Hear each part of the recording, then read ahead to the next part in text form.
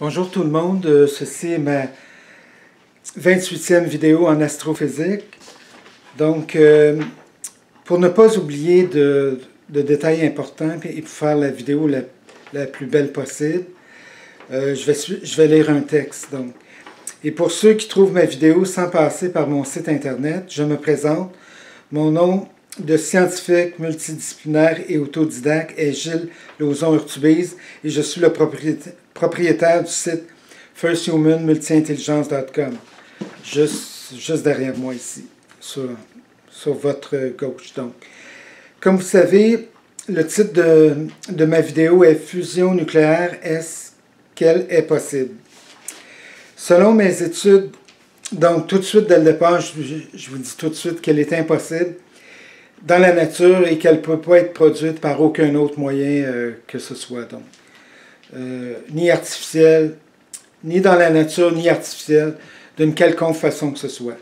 Donc, selon mes résultats d'études autodidactes qui sont en grande partie en astrophysique et un peu en chimie, de 5 ans et 8 mois, que j'ai commencé à partir de zéro connaissance, en fait, à partir de mes connaissances lointaines du secondaire, mais que j'ai commencé en début février 2014, et pendant lesquels j'ai réussi à inventer et ou produire entre 50 et 100 nouvelles théories ou plus en astrophysique.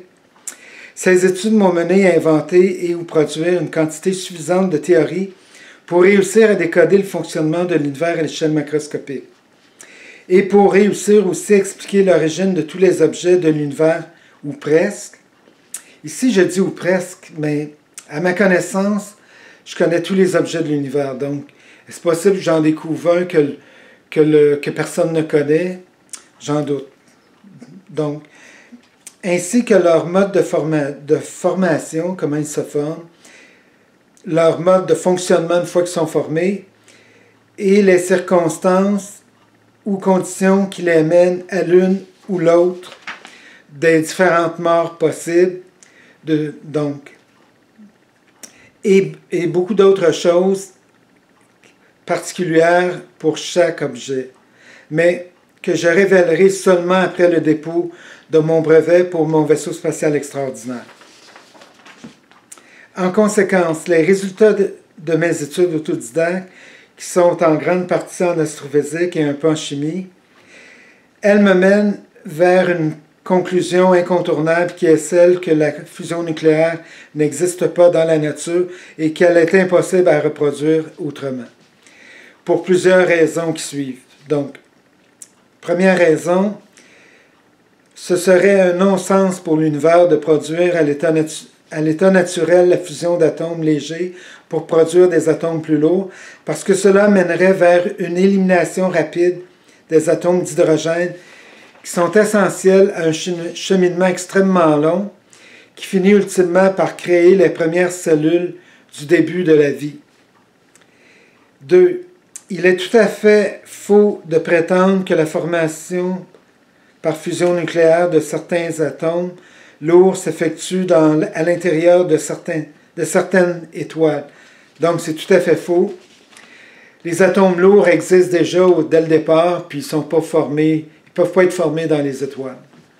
Et dans ma théorie mère du fonctionnement de l'univers, il va y avoir beaucoup de théories qui vont le prouver, que c'est tout à fait impossible. Donc.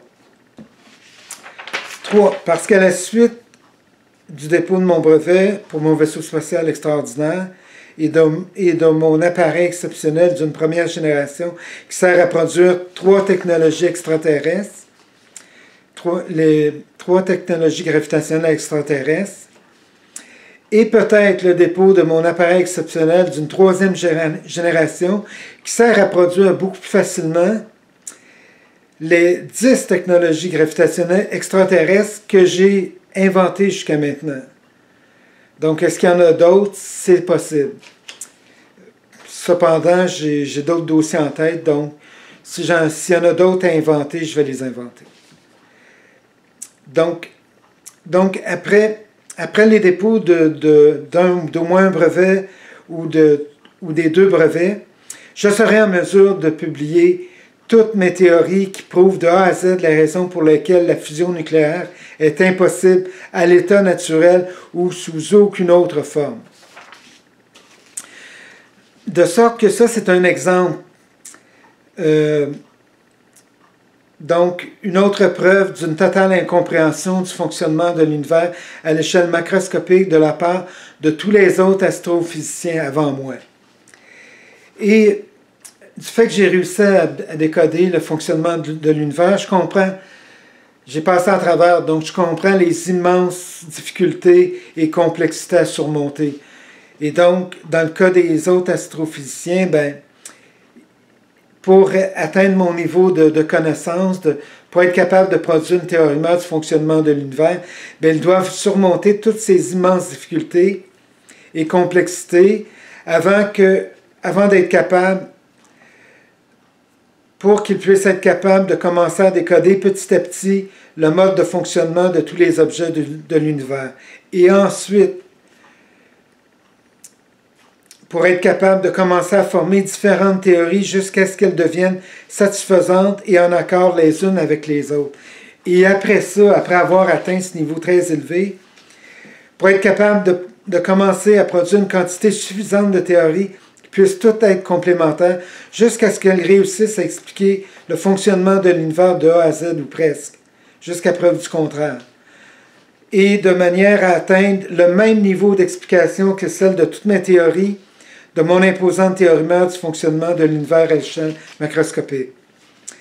Donc, pour moi, il est très facile de comprendre pourquoi personne avant moi n'a eu une quelconque chance de réussir un tel exploit intellectuel, parce qu'il est d'un tel niveau de difficulté qu'il est incommensurable. Et vous en aurez la preuve lorsque vous pourrez prendre connaissance de mon imposante théorie du fonctionnement de l'univers à l'échelle macroscopique et dans une revue scientifique à mon nom.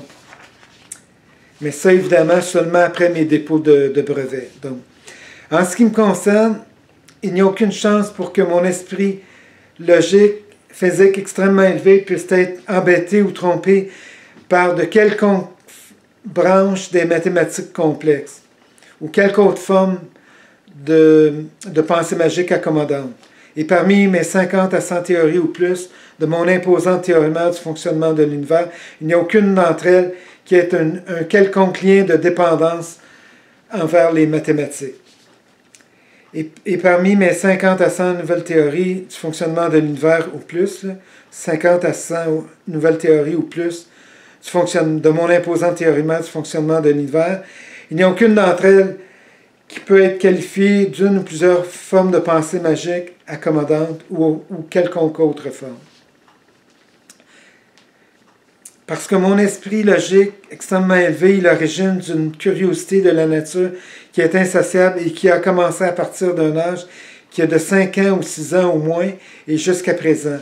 De sorte qu'à partir d'un très bas âge, je me suis trouvé à assimiler une grande quantité d'expériences de la nature et de relations de causes physiques à effets physiques, pour comprendre le fonctionnement de la nature à divers niveaux, et le plus que je le pouvais. Donc, et à partir d'un très bas âge, en commençant par observer la nature des sols, des cours d'eau, des insectes, des petits animaux et de toutes les choses de la nature qui sont trop longues à énumérer.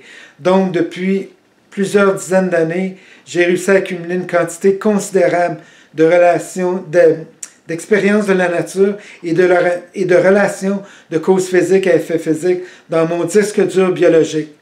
Parce que cela est extrêmement utile par la suite pour être en mesure de différencier rapidement les choses possibles des choses impossibles. Et entre autres, de ne jamais être piégé par toutes sortes de pensées magiques mathématiques ou autres formes de pensée magique qui n'ont rien en commun avec la réalité physique. Et grâce à mes capacités extrêmement élevées en investigation approfondie, en réflexion approfondie, en analyse très approfondie, en inventivité sans limite et de toutes sortes, en plus de beaucoup d'autres formes d'intelligence que je pratique continuellement, donc, et qui sont trop longues à énumérer, mais que je ne tiens pas à énumérer non plus à ce stade-ci. Donc, tout ceci m'a permis d'être le premier et le seul de l'histoire à pouvoir décoder le fonctionnement de l'univers en un temps extrêmement court de seulement 5 ans et 8 mois, alors que tous les autres astrophysiciens, planétologues avant moi en ont été incapables pendant les 200 dernières années ou plus encore, ou plus loin encore. Donc, actuellement, mes 50 à 100 nouvelles théories ou plus de mon imposante théorie mère du fonctionnement de l'univers à échelle macroscopique, elles m'apportent un niveau de satisfaction qui est quelque part entre 96% et 98,5%. Mais je ne serai jamais complètement satisfait de ce dossier tant et si longtemps que je n'atteindrai pas un niveau de satisfaction de 100%. Et cela est la raison pour laquelle j'aime m'attaquer à au moins 3 ou 4 dossiers extrêmement complexes ou plus à la fois, qui sont actuellement, 1, mon imposante théorie mère que je vais acheminer jusqu'à 100% de satisfaction, 2, mon dossier de brevet qui comporte entre 300 et 350 pages pour protéger mon vaisseau spatial extraordinaire dans lequel j'ai apporté toutes mes inventions astrophysiques et toutes mes inventions mécanique physique. Donc, et de plus, je recherche des moyens financiers parce que je tiens absolument à finaliser ce brevet à un niveau qui est le plus élevé possible. Donc j'ai besoin de financement pour breveter le brevet dans tous les pays du monde qui nécessitent son dépôt. 3. Un dossier personnel extrêmement important qui doit être complété après la COVID-19 parce qu'il nuit considérablement à mes productivités intellectuelles de toutes sortes, ainsi que physiques, mais par contre, que je ne peux pas dévoiler pour des raisons personnelles, et parce que je suis aussi le seul de l'histoire à pouvoir le résoudre. En dictant à des médecins chirurgiens d'exécuter sur moi de petites chirurgies en toute sécurité, et cela jusqu'à ce que je réussisse à guérir complètement. Et être le premier de l'histoire à pouvoir réussir à guérir de ce type de problème de santé. 4. Un dossier pour produire un site Internet ou un réseau social qui est le plus protecteur de l'histoire pour tous les membres de la société, mais aussi qui va servir à protéger l'environnement en fournissant à tous les utilisateurs les meilleures conduites pour protéger l'environnement, les meilleurs comportements, les meilleures habitudes de vie. En plus aussi de protéger tous les animaux de la nature et de protéger aussi l'avenir de la planète, la paix, la démocratie, parce que c'est extrêmement important de protéger l'avenir de l'humanité. Donc, pour une multitude de raisons que vous connaissez parfaitement. Donc, énormément de systèmes, outils qui sont extrêmement géniaux et que vous n'avez aucune idée de leur quantité en termes de nombre et de leur côté extrêmement génial pour faire un meilleur monde. Donc, 5. Beaucoup d'autres dossiers en parallèle qui sont les cancers de l'homme et de la femme. Évidemment, je dois m'attaquer le plus que je peux au cancer de l'homme, vu que je suis un homme, parce que si je meurs du cancer, je ne serai pas en mesure de travailler sur le cancer des femmes. Donc, logiquement, je devrais mettre le paquet sur le cancer des hommes et en même temps, si je le peux, avec des collaborateurs qui pourront travailler sur le cancer des femmes en parallèle. Donc. 6. Beaucoup d'autres dossiers en parallèle qui sont de moindre importance, mais que je tiens absolument à résoudre à partir du moment où j'aurai des collaborateurs de plusieurs compétences et sous ma direction. Et donc, une quantité extraordinaire de dossiers qui sont trop longs à énumérer, mais que je tiens absolument à m'attaquer, aussitôt que j'en aurai les moyens, avec des collaborateurs. Donc. Et tout ça parce que je suis une machine intellectuelle extrêmement puissante et de très loin supérieure à tous les cerveaux humains, tous les ordinateurs domestiques et puissants ordinateurs de la planète réunis. Et comme preuve incontestable de cela, la première preuve, c'est mon imposante théorie mère du fonctionnement de l'univers à l'échelle macroscopique que je tiens à finaliser à 100% de satisfaction. Et que je publierai à la suite du dépôt d'un brevet ou de 2 brevets, ou de mes premiers ou 2 futurs prochains brevets. Donc, en conclusion de cette partie de texte de cette vidéo, si tous les gouvernements du monde entier investissaient entre 1000 milliards et 5000 milliards de dollars ou plus dans tous les autres cerveaux de la planète, ainsi qu'ordinateurs et puissants ordinateurs, ces derniers seraient tous ou collectivement incapables de produire des travaux comme ceux que j'ai produits jusqu'à présent en environ 7 ans et 2 mois. Parce qu'en dehors de moi, c'est seulement par le développement d'un programme informatique, d'une intelligence artificielle d'un niveau extrêmement élevé et la production de puissants ordinateurs d'un côté qui servirait à produire des milliers d'idées nouvelles. Et d'un autre côté, il faudrait absolument former plusieurs groupes de 5 à 10 scientifiques qui rassemblent les meilleurs cerveaux de la planète pour qu'ils passent en revue toutes les idées pour les classer dans 4 catégories. Donc la catégorie la plus faible qui recueille les idées les moins réalistes, les moins probables, donc de 0 à 25%, la deuxième de 25 à 50, la troisième de 50 à 75, et la quatrième et dernière de 75 à 100%, qui sert à recevoir les idées les plus probables, les plus réalistes, et celles qui méritent d'être expérimentées en premier pour produire des théories comme celles que j'ai produites. Et jusqu'à ce qu'ils réussissent finalement à produire une théorie mère du fonctionnement de l'univers comme la mienne. Donc, ce serait leur seul moyen de pouvoir le faire. Autrement, c'est impossible pour eux. Donc voilà. De plus, à travers mes études autodidactes en astrophysique de seulement 5 ans et 8 mois pour réussir à décoder le fonctionnement de l'univers à l'échelle macroscopique, pendant tout ce temps-là, il n'y a aucun mystère que je n'ai pas réussi à décoder ou à résoudre. Et s'il reste des mystères à découvrir que je n'ai pas encore rencontrés, je doute sincèrement qu'un quelconque mystère de l'univers puisse résister à mes puissances intellectuelles très élevées en investigation, réflexion, analyse très approfondie, inventivité très poussée de toutes sortes, en plus de toutes mes autres formes d'intelligence que je pratique continuellement. Donc tout ceci m'a permis, parce que jusqu'à présent, m'a permis jusqu'à présent de toujours réussir à décoder tous les mystères que j'ai rencontrés et dans une petite quantité de cas, de minimalement fournir au moins une explication satisfaisante ou plus. Donc, et parmi toutes mes théories qui entrent dans mon imposante théorie du fonctionnement de l'univers à l'échelle macroscopique, il n'y a aucune d'entre elles qui puisse être qualifiée de théorie d'une ou plusieurs pensées magiques accommodantes, parce que toutes mes théories sont basées sur une ou plusieurs relations de cause physique à effet physique et rien d'autre. D'autre part, s'il arrive dans un futur rapproché que j'en vienne à me rendre compte que l'une de mes théories n'est plus acceptable, je vais la modifier le plus tôt possible.